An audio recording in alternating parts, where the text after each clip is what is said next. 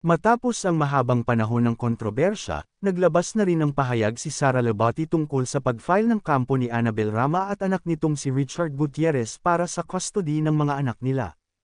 Sa kanyang Instagram account, ibinahagi ng aktres ang kanyang saloobin sa pamamagitan ng isang mahabang post.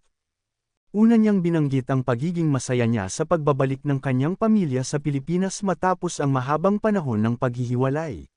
Ngunit sinabi rin niyang hindi siya magpapatalo sa anumang gawain ng mga taong gustong sirain ang kanyang relasyon sa kanyang mga anak. Pahayag ni Sara, "I am happy to be back in the Philippines with my family and to finally be able to see my children again. However, I will not let anyone ruin the relationship and bond that I have with my kids."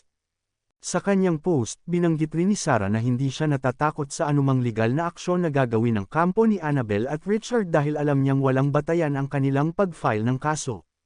"Despite the recent events, I am not afraid of any legal action against me because I know in my heart that I have done nothing wrong and I am just fighting for the best interest of my children," aniya.